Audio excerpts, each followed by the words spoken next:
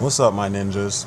I am Strident, and I am back with a kind of twist on something I've been doing for a minute. You guys saw my Man of Steel review, movie review, and what I'm going to do at the request of one of my ninjas, MGen Rewing, I hope I said that right, I'm going to review a bunch of superhero movies. I had been planning on doing this for a while, but I figured I would mix it in with everything else. But I mean, as you can see, there are tons of superhero movies to review.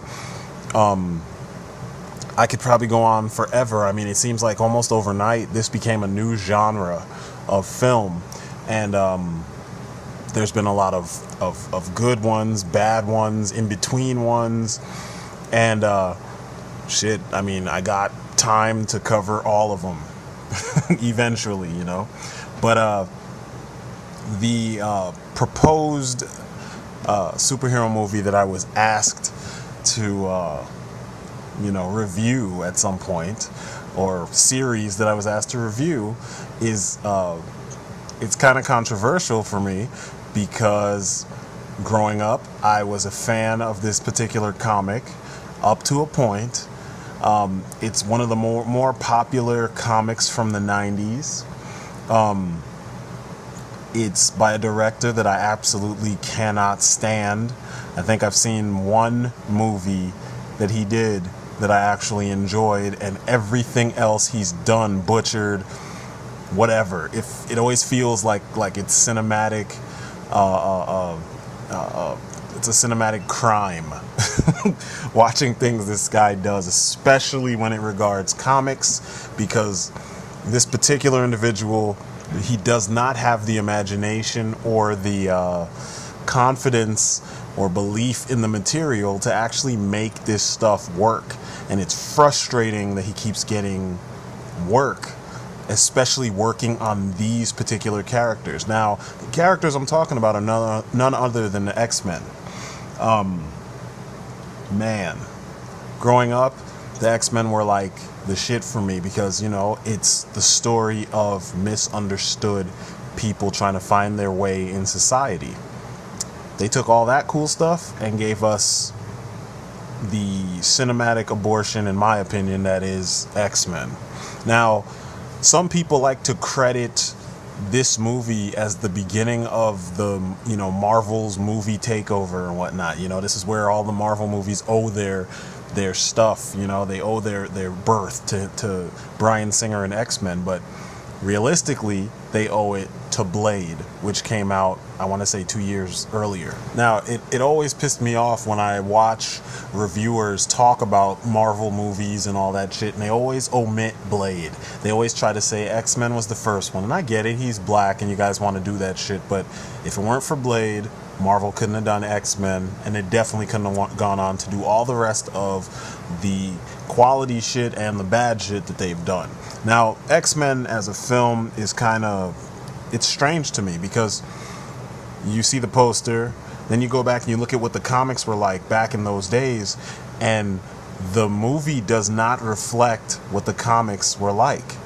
I mean, there are aspects of it that do, but the movies in general seem to shy away from a lot of the things that made X-Men as popular as it was. I mean, for one thing, look at the team. They're pretty colorful. I mean, they're supposed to be people that you're supposed to relate to, and you're supposed to see them and not run from them. You know, the colors should look like they're heroes. They're heroic, but they gave us this.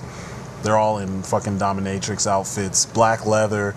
I mean, it worked for Batman, but it doesn't necessarily work for everyone else. I mean, Batman is probably the only person, or one of the only people, who in the comics it was actually backwards, that his costume was too bright.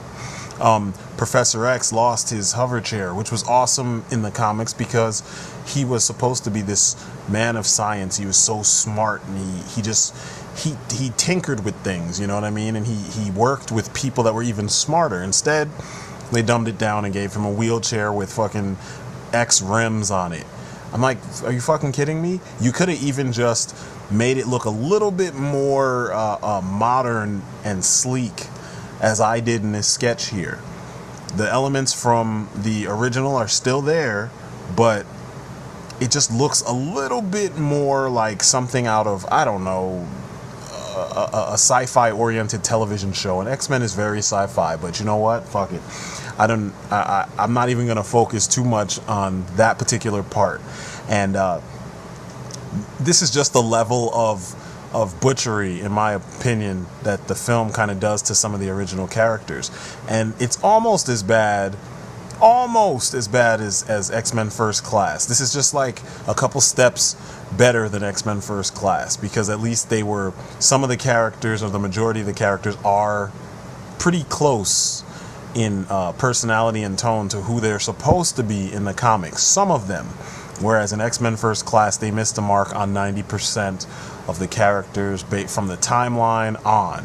So, yeah. It's just one of those things. Now, the X-Men films, like I said earlier, and like everyone knows at this point, were directed by Bryan Singer. We know he did two of the 3 X-Men films. He did Usual Suspects. We know that's the movie that kind of put him on the map. He had done, I want to say, 2 films before that, but they weren't really, big. They weren't a big deal, I guess. He also did Superman Returns, another cinematic abomination. And he did some other stuff. I think the best thing he did, people gave him props for, was Trick or Treat. Which is, if you're big into horror films, then, something that was done right. So, X-Men, the film begins in a concentration camp, and you see a young boy being separated from his family. The difference between this young boy is that he obviously has powers, because, 4 Nazis are trying to pull him away, or 3 Nazis trying to pull him away from his family, and somehow he's able to withstand them pushing him or pulling him or whatever. And you see something is anchoring him, and it's there's a pair of gates, or two huge doors, metal doors, that he is magnetically anchoring himself to prevent him from being pulled away from his family. Eventually he's knocked out, by the butt of a gun from one of the Nazis, and then they, cart off the family and whatever. You understand, this is young Magneto. Then it cuts to a little further down the road. You see a young girl in a room with her boyfriend. They're studying, and then, they're kind of flirty, giving each other eyes and stuff, and then the dude goes to kiss her, and then all of a sudden he starts, choking, and you see the veins and stuff, and then you realize, oh, that's Rogue. And he touched Rogue's skin, and pretty much got what everyone will get when they touch Rogue's skin. You also get, I think soon after that, you're finding out that Congress is trying to, Senator Kelly is trying to pass the Mutant Registration Act in Congress, and it's kind of like the Superhero Registration Act from, Civil War, except this is just letting people know who's a mutant and who's not. You see Magneto and Professor X kind of going back and forth about how this should be dealt with and whatnot. Then it cuts to Canada, and you see the same girl from the previous 2 scenes before, which is Rogue. She's in some dive bar, and Wolverine's fighting horribly, and she obviously ran away and whatnot, and it's just weird, there's this back and forth dynamic, and then you realize how young she is, and it kind of pissed me off. I was like, wow, really? Rogue is a young girl? You shouldn't have made Rogue that young. Let's, but I'll get to more about that in a little bit. Anyway, they got things right, like the reveal of Wolverine's claws, and there's little things, but overall, you find out that when Sabretooth when Wolverine leaves the bar, Sabretooth attacks him. Cyclops and Storm show up and kind of deal with Sabretooth, and they bring Rogue and Wolverine to the X-Mansion, and then they're introduced to Xavier, and then, the Professor Xavier explains, what he's doing, who he is, and why they even snatched him up, and then, this is your introduction to the X-Men, and it's kind of lame in a sense, because, yeah, you got the mansion, yeah, you got the plane, but you didn't really get, you don't get the danger room, you don't get, there's a lot of things that they don't even allude to. You're kind of like, wow, that's it. There's actually a scene where they're practicing on the front lawn, and someone's like throwing, I think Jean is telekinetically throwing plates at Cyclops, and he's zapping them and breaking them, and I'm just like, are you fucking kidding me? This is the X-Men, the same X-Men that I grew up watching. And these are the things that piss me off about this movie, that kind of began the dumbing down process of our comics, our comic book superheroes in film form, where they should be more complex and more outrageous and, you know, more of a spectacle than they already were. Anyway, there's several things that happen, and Magneto has this retarded plan to turn everyone into mutants, and they kidnap Senator Kelly, and he's the first test subject or the first example, and the whole thing is a mess, and pretty much Wolverine has to learn to trust and work with the other 2-3 X-Men, and they need to become a cohesive team, and, you know, big deal. You know, you get a decent version of the Brotherhood of Evil Mutants, and you know, it's all underwhelming in my opinion. It was extremely underwhelming. The biggest thing that pissed me off about this movie, Cyclops, leader of the X-Men, a legendary character, so legendary that even in the future there are teams that their tactics and everything are based around him. They learn from things he said and things he's done. They've dumbed him down to this crybaby, and they force everyone, the way the story's written, they force you to hate him and like the fact that Wolverine is coming in and butting into this relationship between Cyclops and Jean, and that it's okay. It's perfectly fine for people to do this kind of shit. And this was one of those things that I'm like, seriously? How could you write such a one-sided story? I mean, literally, it's almost as if, you know, your writer and your director are in love with Wolverine, so much so that they have to make you hate other characters in order for their favorite to shine. And Wolverine looks, acts, sounds like a douche. I mean, granted, Hugh Jackman had the whole expression and the kind of gruntiness and the like, you know, he just had the attitude right, or parts of the attitude right, but he came off as such a dick. And somehow this worked. I mean, this boosted Wolverine's popularity. There were a lot of people who were like, all of a sudden, everyone hates Cyclops. Cyclops sucks. And in the movie, you actually don't get any reason to like be on Cyclops' side, except for the fact that if you really pay attention, literally he had a good thing going with his girl, and then this hillbilly comes in, you know, with 6 claws and just kind of out machismos or alpha males his way into this relationship, and he actually kind of starts turning the tides, which is not exactly how it was working in the books, you know. And then after this movie did this, the comics started to follow suit, and then the Wolverine being the greatest thing ever since sliced bread in the comic world just got out of hand. In my opinion, he became a really stupid, force-fed character after these films.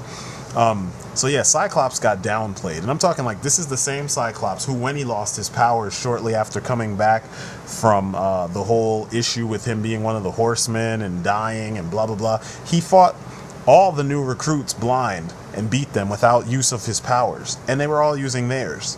This is the same Cyclops who, you know, went to the future with Jean. They had that whole, like, epic when they were protecting, you know, little Nathan. And I don't know, it just sucked. And then also, you had Storm, played by Halle Berry, which, in this movie, I don't know where the hell she was from. There was, like, 5 seconds of an accent, and then it just went out the window. And then in the later films, they kind of just were like, fuck it, we're not even gonna worry about it. So Halle Berry sucked, and Storm is such a powerful, strong character. They should have done better. Wolverine, all of the emphasis is on Wolverine in these films. That's one of my biggest complaints with this series, is that instead of it being the X-Men ensemble cast, let's get some decent time with each character, let's go over everyone's backstory, or let's, you know, the more important characters get more screen time and more exploration as far as who they are and what they did and where they come from and why they act how they act, and even how their powers work and how they got to get used to these powers. Instead, we spend all our time looking and following Wolverine and his past, which I want to say right before this movie or during this time was still kind of a mystery. You were only learning bits and pieces, just like he was. And they somehow told you the most about a character who kind of doesn't even know the most. And there's not really that much of his history that he even knew. You know what I'm saying? So it became like this Wolverine's dick sucking contest where everybody was just 100%. Let's focus on Wolverine because he's cool. He's got 6 claws and he can heal, and his powers, you'll see as the film starts going on, you know, as they make more of these films, you can see how like they got way out of hand with the use of his powers, with the and when I say use of his powers, I'm saying like his healing factor. At one point he gets shot, you see him push the bullet out of his head. Other times, like, he doesn't even get knocked out. And I remember tons of comics where he'd be fighting people like Omega Red or Sabretooth, and Sabretooth used to kick his ass on a regular basis. And he does beat him up in the first scene in the film, the first time they meet. But Wolverine just never is knocked out. It almost seemed unfair, and then you see how much overkill this guy's powers could be if you don't write them in a way that makes it seem like, oh, this power is a reflex. It's something he can do when the time calls for it. It's not something that's always on. In the comics, we got that. You know, his healing factor works, but it works at different rates in different situations. If he's drunk, or if he's, you know, because Cap can't get drunk, but Wolverine can. But if he's drunk, some of these things don't work as well. You know what I'm saying? Or sometimes they work better than they should. But I don't know.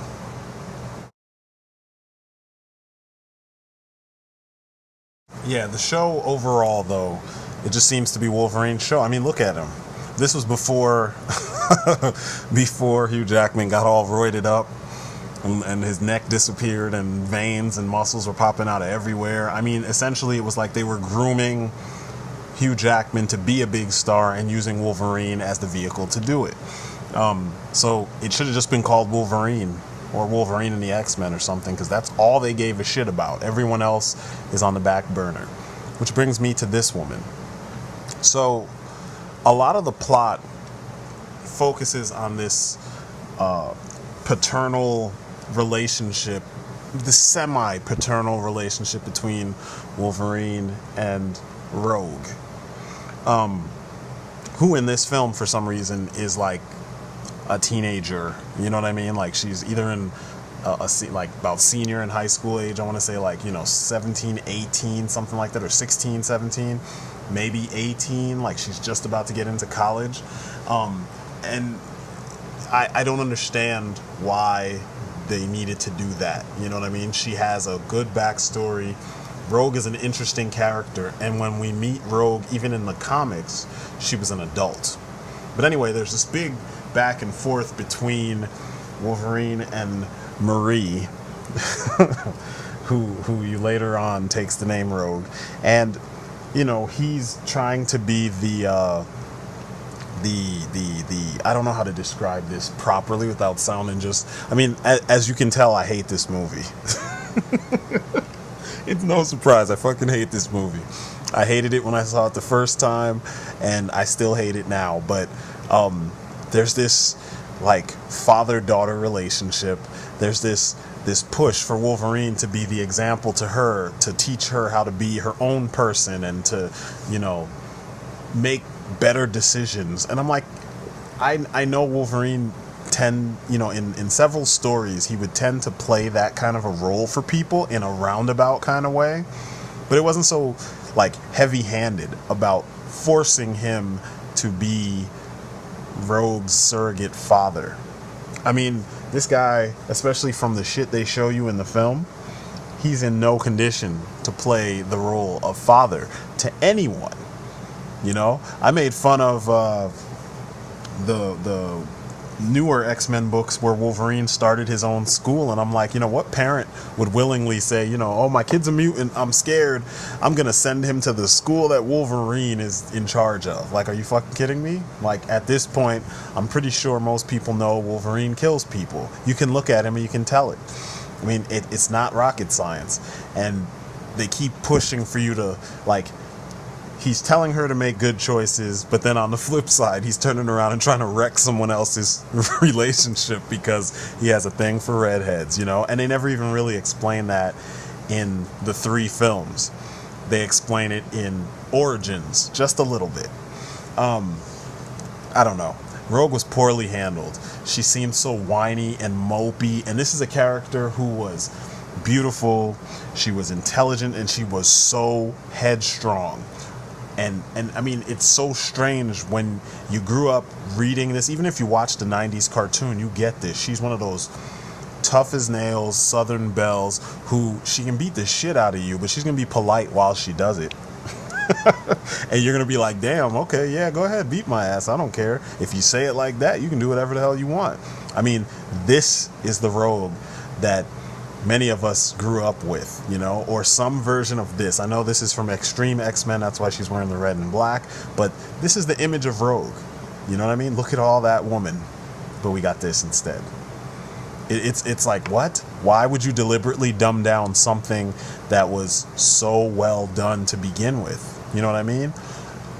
Anna Paquin is fine, don't get me wrong. She's actually a decent actress, but I don't think she was properly, she wasn't the fit for this role. I mean, you needed someone that looked very, very womanly. You know what I'm saying? Very grown, very headstrong, able to share the screen with all these other people, and you're just like, hey, whatever. I mean, look at this. This is cosplay right here.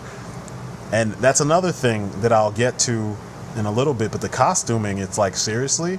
Look how bright and like alive she is. And this is cosplay. It's not even that great of a costume, but it does the job. You know? Even this cosplayer is fine.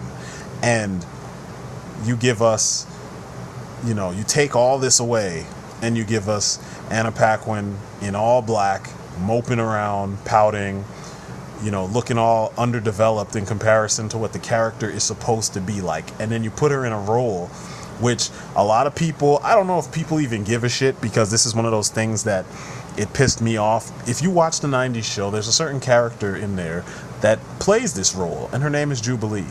And Jubilee was essentially the Robin to Wolverine's Batman.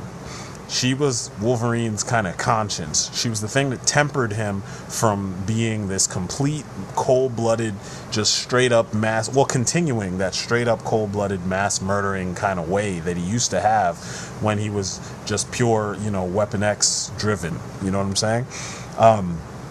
And, you know, it's weird because she's such a simple design, simple character, and she had attitude. And granted, a lot of her attitude was from the 90s. Every decade, you still get an update to this kind of sarcastic, modern teen. You know what I'm saying? Like, she is that character. She is the quintessential modern teenager, no matter what decade the story takes place in. So every time she gets an update, she's just going to have whatever slang updates and whatnot. She'll have whatever fashion updates. As you see here, this is what they put in the film. She was a background character in the actual X-Men films, which is like a kick in the nuts for people who actually know who Jubilee is. And people say, oh, she's too bright. That's her fucking personality. That's the whole point. She is the bright to his dark, the yin to his yang. You can't just get rid of that. And then let's go even further in how they fucked up the timeline. Is Rogue is a woman who has one of the most famous relationships or dramas, soap opera drama, with another character, which is Gambit. And by making her this young lady, and by making Gambit as old as, I don't want to say as old as Wolverine, but he was in his like 20s or maybe 30s back when Wolverine, before Wolverine even joined the X-Men, back when Cyclops was like a teenager and he had just discovered his powers or something like that, or shortly after he discovered his powers, as we saw in X-Men Origins. So you just completely shat on one of the most interesting aspects of this character from, you know, her comic history. And I understand people will say it's a different universe, but you know, the comics are what got us here in the first place. That's why we came to see these films, is because we knew the characters from the comics. Why make a movie based on a comic if you're going to shit on all of the information in those comics? Anyway, moving along. The Brotherhood. You have Toad. He's kind of, I guess, one of, you know, Magneto's little enforcers. He's played by Ray Park. I actually met Ray Park a couple years ago. He saved me from buying a really bad Thai martial arts film, or quote-unquote martial arts film. But real cool guy, really good martial artist, shitty-ass role. Toad shows up, does a couple goofy little things, spins a pipe around, or a stick, and or a railing, I think it was, and then he gets shocked, you know, struck by lightning. And then that's it. No more Toad. Which is sad, because Ray Park could have done so much more, and Toad could have done so much more. Mystique, my God. Rebecca Romaine Stamos played Mystique. And whew, it's crazy. She's one of the things they got right. And I'm not just saying that because she was fine, but I'm saying that because her attitude, her smoothness, she just seemed like she was cold and just straightforward, but she was so cool about everything. And you're just like, oh, okay, I get that. That works. They just needed a better fight choreographer, a better stunt double, etc., etc., and it would have been better.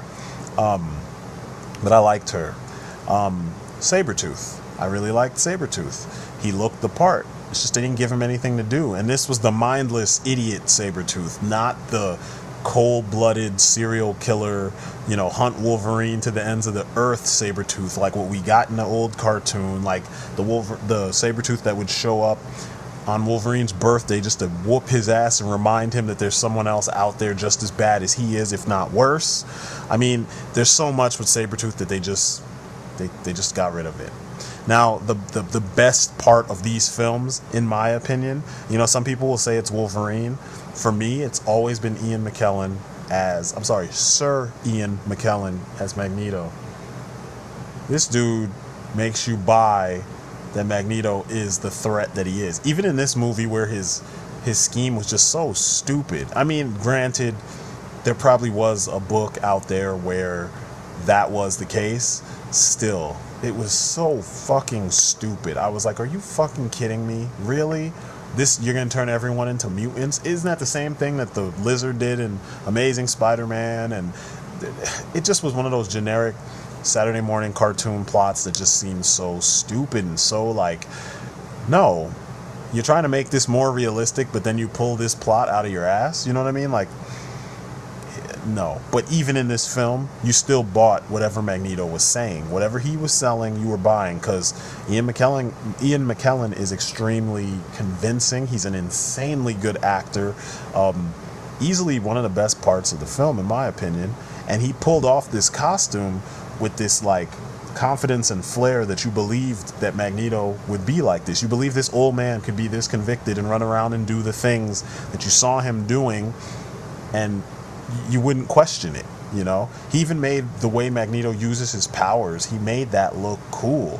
So, you know, this was probably the best thing for me, because the villain has to be believable for you to feel, you know, the conflict, and in this sense, they succeeded. Now, here's one of the parts where you could tell that the writers didn't really get the source material. Jean Grey, Marvel Girl, Phoenix, whatever you know her as. Jean Grey and Cyclops have one of the most, they had one of the most powerful relationships in comics. When I say powerful, they've been through every fucking thing. Everything. And somehow they always stuck together. They were always the example. I mean, there was Supes and Lois, Spidey and Mary Jane, and then there was Cyclops and Jean. And maybe I'd even put Cyclops and Jean before, you know, Spidey and Mary Jane. But still, these two as a team were like unstoppable. And her as a character on her own, yeah, she would faint after using her powers or something like that, but she was always right up there with the dudes. She was always one of those characters that, yeah, she was so powerful, you know, because that they did say that Professor X was second to her. She was potentially the most powerful telepath. And then, you know, I don't know about the years later, because several writers came in and fucked with her whole history and stuff, but she had always been really fucking powerful.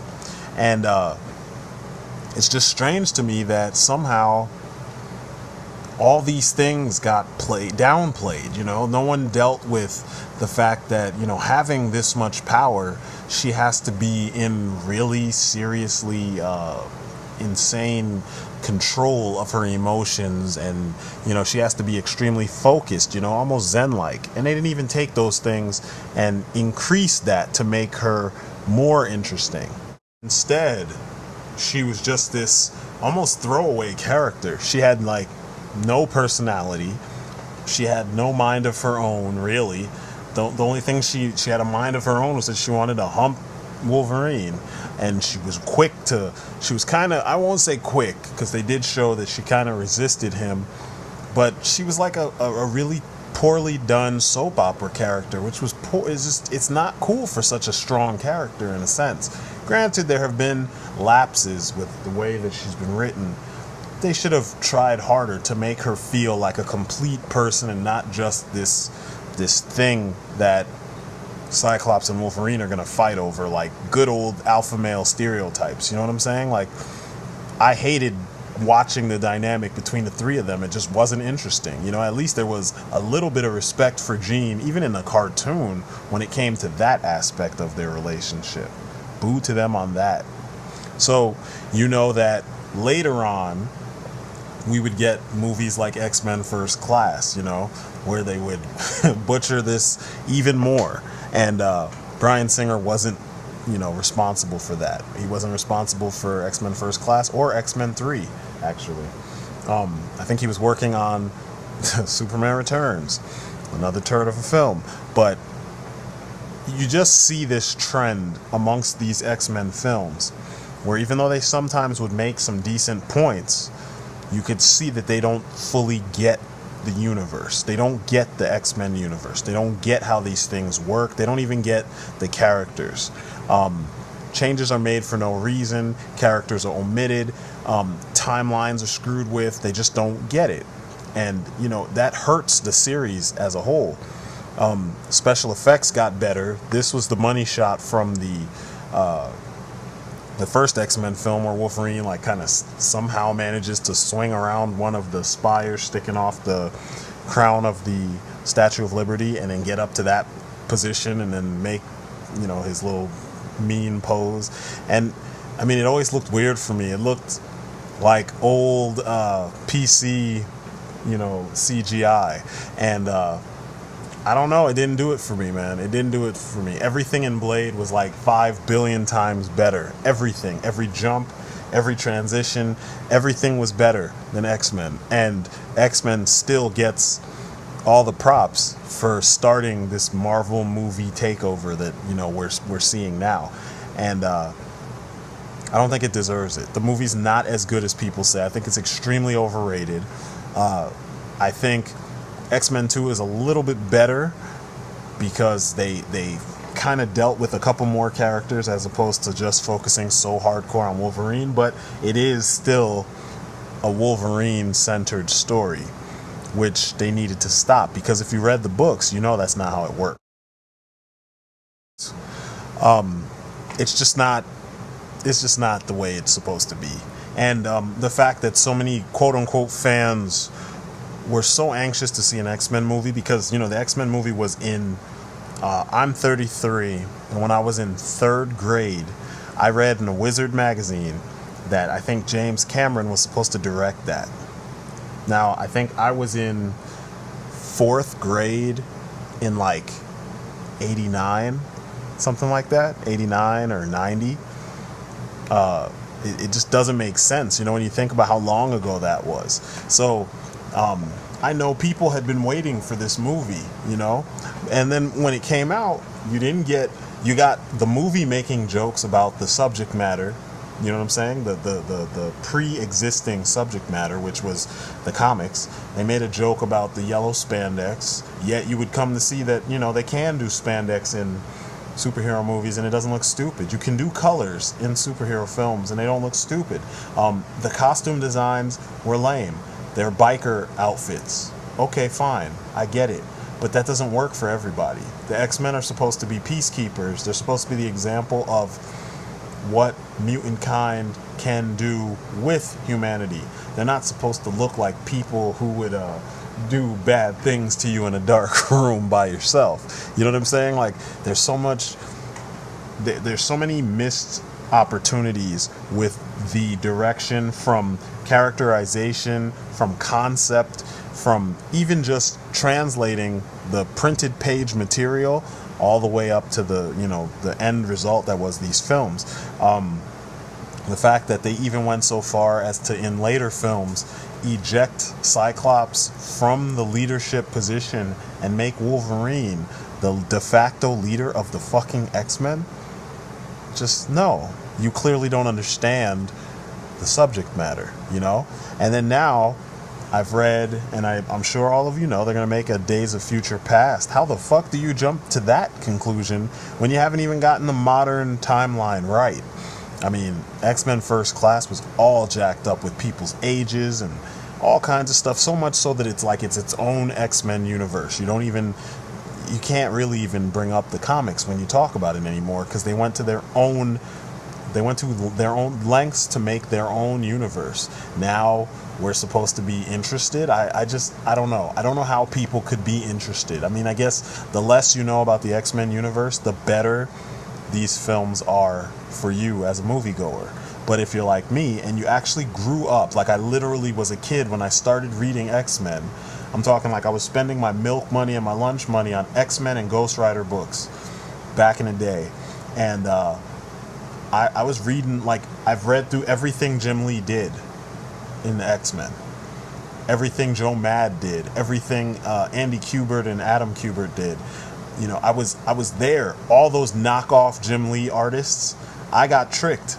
Where the cover was a Jim Lee picture and then the interior was done by like Art Tebert or freaking Chap Yayep or one of those motherfuckers. Like, I got tricked and I saw that shit. You know what I'm saying? So like, I was really into it. And then when I got here, I was in college actually, and it just didn't do it for me. So for me, this movie is a pass. From almost after the intro to the end of the movie, this movie is a fail. In my personal opinion, I feel it does not deliver on the action. The choreography is horrible. It does not deliver on the story. They don't really focus too much on aspects of mutants dealing with society. You know, you hear a couple monologues, but you don't actually see a lot of that stuff. And it's not budget constraints because if you think about it, these are scenes where people would be talking or interacting in the streets or something like that, and they don't really give you a lot of that. You get people monologuing you get exposition essentially through monologue. And I know a monologue, that is one of the uses and one of the purposes of it, but you can show us instead of just telling us. You know what I'm saying? And the movie does a lot of telling. There's a lot of exposition, character exposition. A lot of people pop up just to explain shit to you, and you're like, really? And this is one of those things that I noticed that in a lot of the modern superhero films, people love them and they don't pay attention to that shit. The Nolan trilogy is full of characters that exist solely to expose the plot to you, and they don't do anything else. You know, they make things sound so grand and so amazing, and then the movie's done. And you're like, wait up, where was that? People like me are like, wait up, where was the promise of this epic, amazing thing? It just never happens. And X-Men had a ton of that shit. You know, there were a lot of nods to characters that we clearly could have seen. You know, you could have seen Morlocks, because freaking Senator Kelly, when he gets turned into a mutant, he turns into something that looks like Sack. And I'm like, Zach was a Morlock. We could have easily seen the Morlocks, you know? You could have shown us what, you know, in a quick cameo type scene, or, you know, as the X-Men go and do things, you could have shown us that. Shit, the X-Men team could have been more than 3 people strong when the movie started. You know what I'm saying? Like, Forge could have been in the danger room fixing something, so at least we know the danger room exists. You know what I'm saying? Iceman, I guess later on he would show up, but he's a little boy as well. Or he's a young boy, I should say, as well. Psylocke, she could have been training in the danger room, or training on the front lawn, since that's what they seem to do. I mean, it's just, there were tons of missed opportunities with characters that easily would have fit in and easily would have been worth the special effects. You don't have to go nuts with Psylocke. You just have to get a decent martial artist, you know? And she would show up later on in the series as a background character, which is a total mishandling of one of the more popular characters. And they do that all throughout this series. Gambit, non-existent through 3 movies. He doesn't show up until X-Men Origins, which takes place in like the 60s or 70s, something like that. So like, freaking Rogue's not born. Freaking Cyclops is in high school or some shit. I mean, like, it's so many missteps, to the point of, if you were gonna do this, why didn't they just make Mutant X the movie? You know what I'm saying? Mutant X was a decent TV show. If you were bored, you check it out. It has mutants, it has some, you know, wire foo in it, bunch of pretty people with interesting takes on mutant powers. Make that into a movie, as opposed to doing this shit with our, you know, our beloved characters, so to speak, you know? I don't know. I'm passionate about these particular characters. I was, at least, because, you know, like I said, this was a big part of my childhood. And I know a lot of people say, oh, you're raping my childhood. It's not raping my childhood. I can still go back and read those books. It's just not doing them the justice that could have been done had this been handled by a director and a writer, or a team of writers that actually really understood and loved the characters. I get it, it's a job. This felt like it was something to pay the bills for the team that made the film. And like I said before, it's a fail in my opinion. It doesn't deliver on the promise of giving you the X-Men in cinematic form. Well, that's the end of my first superhero film attack. I know I was harsh, but like I said, this is the opinion that you don't get. You know what I'm saying? This is the opinion of a fan who didn't get what I thought I was paying for. You know what I'm saying? And I hope to be able to, you know, I'm going to do a couple more and you'll get a different opinion than what you've heard previously, because this was a film that got a lot of praise and I don't think it deserved it. So anyway, I'm Strident. It's my story and I'm sticking to it. Look forward for the next one of these that will probably just pop up at random when I have time, or, you know, when I feel like it. I might do X-Men 2 next just because. But, you know, that's it for me. You've been great. Peace outside.